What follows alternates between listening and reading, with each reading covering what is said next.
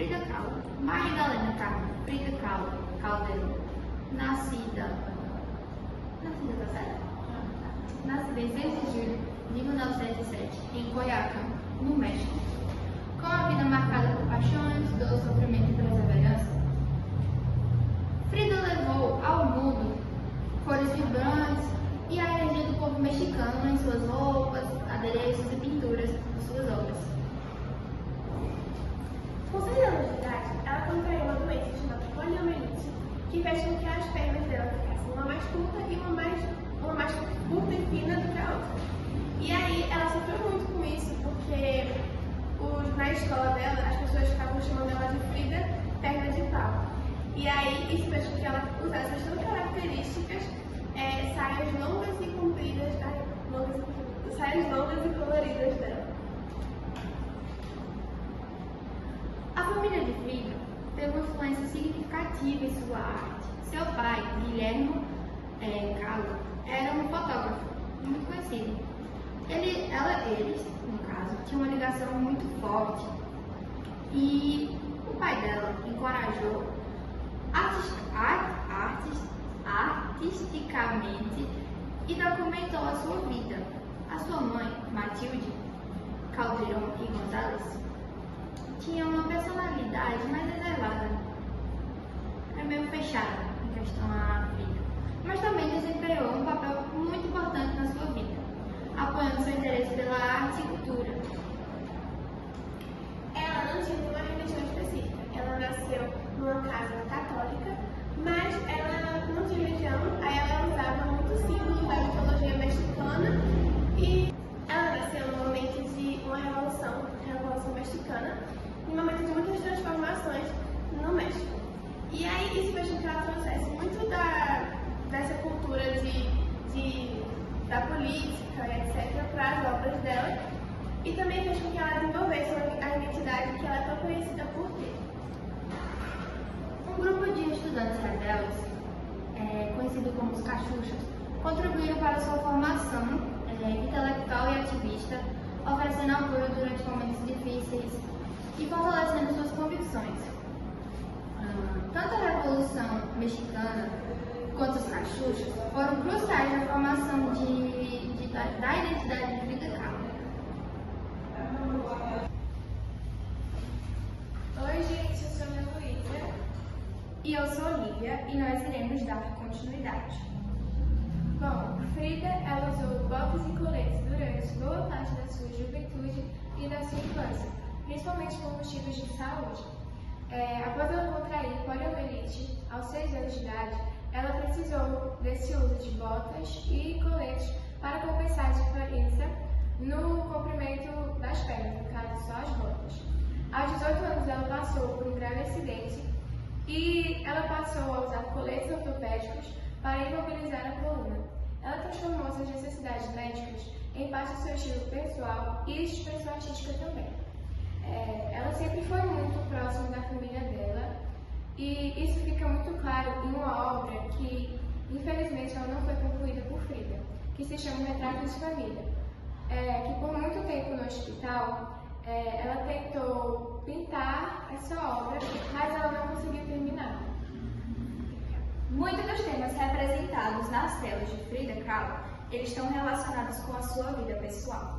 Ela foi considerada uma artista surrealista, chegando até a participar de eventos de exposição dessa mesma corrente artística. Entretanto, ela não se via como uma surrealista, pois ela dizia que não pintava sonhos, e sim a sua realidade.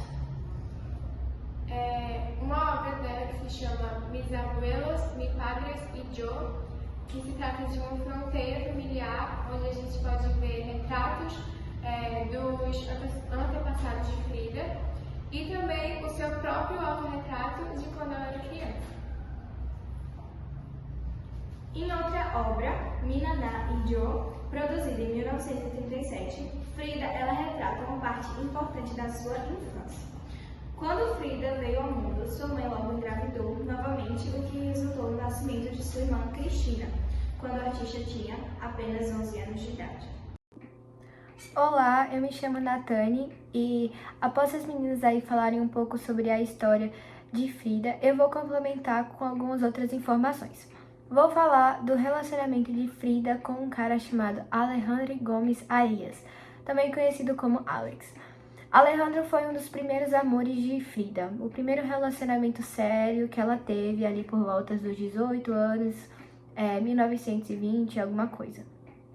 Frida conheceu Alex na Escola de Preparação, Escola Nacional de Preparação na Cidade do México, que foi considerada uma das melhores escolas da época. Eles compartilhavam interesses em comuns, eles eram do mesmo grupo de amigos esquerdistas, o que fez eles se aproximarem, discutirem e se tornarem amigos e, consequentemente, namorados. O relacionamento dos dois nem sempre foi tão positivo. Teve alguns empecilhos, algumas conturbações aí, onde que, por exemplo, os pais não aceitavam muito. O momento onde eles cultivaram a relação era um momento de política muito estável, então teve alguns empecilhos, como também o fatídico acidente de Frida, que eu vou explicar agora. Frida, vale ressaltar que com 6 anos de idade, ela contraiu uma doença chamada pólis, que fez ela ficar com a perna esquerda um pouco mais curta do que a perna direita dela.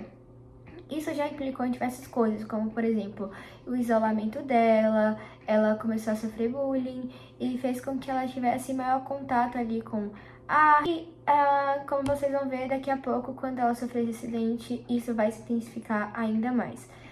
Mas, enfim, o acidente ocorreu da seguinte maneira. Um dia, no dia 17 de setembro de 1925, Alex e Frida, eles resolveram pegar um ônibus. Era um dia chuvoso, acabou que Frida tinha esquecido o guarda-chuva e eles trocaram de ônibus e ali na correria eles entraram no ônibus que ocorreu o fatídico acidente. Basicamente, o motorista do ônibus tentou passar por uma trilha de bonde elétrico, só que como o bonde ele já se aproximava, acabou que ocorreu uma colisão. E foi um acidente, assim, definitivamente muito grave, onde muitas pessoas na hora do impacto morreram. Frida ficou gravemente ferida, muito ferida. Já Alex, ele teve danos menores, somente com alguns ferimentos leves.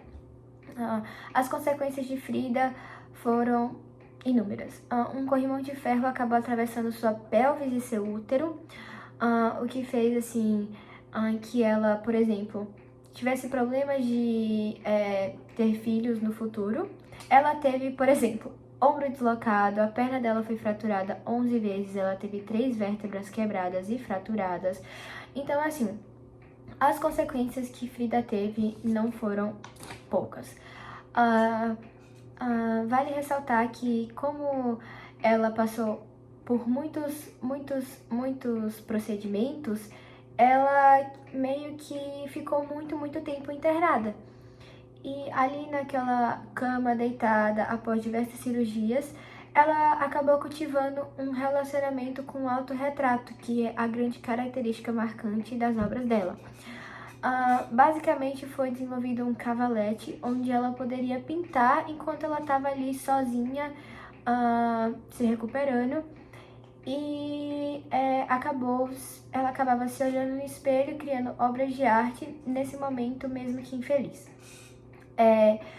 Como ela ficou muito tempo internada, ela começou a se sentir psicologicamente triste, sozinha, e Alex, não se mostrando um tão companheiro como ele era antes, acabou não visitando ela, e o relacionamento dos dois chegou ao fim em 1928, e foi logo aí que ela começou o relacionamento com Diego Rivera.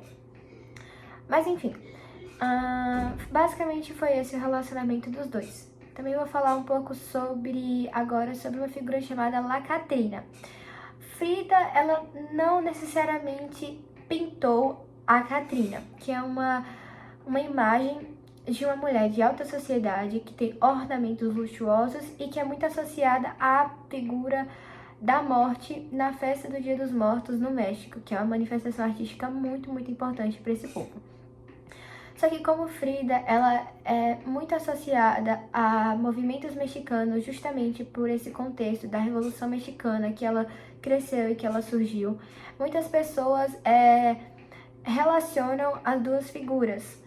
E a Catrina, como eu já disse, representa a morte. E ela também traz a ideia da crítica que Frida muitas vezes deixou implícito em suas obras e que, apesar da classe social que você vem, nada é muito importante em frente à morte. E isso é uma coisa que muitas pessoas que admiram Frida acham interessante e acabam relacionando ambas as coisas.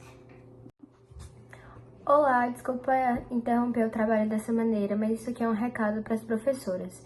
Então, um dos participantes do nosso grupo, Arthur Lopes, acabou não desenvolvendo a parte do trabalho dele. A gente sim teve uma conversa e ele não conseguiu gravar o vídeo, então algumas coisas, como algumas obras, não foram apresentadas. Então, eu gostaria de pedir para que vocês conversassem com a gente, ou se não, a única maneira que eu entendo é recorrer à retirada de nota. Obrigada pela atenção e esse foi nosso trabalho.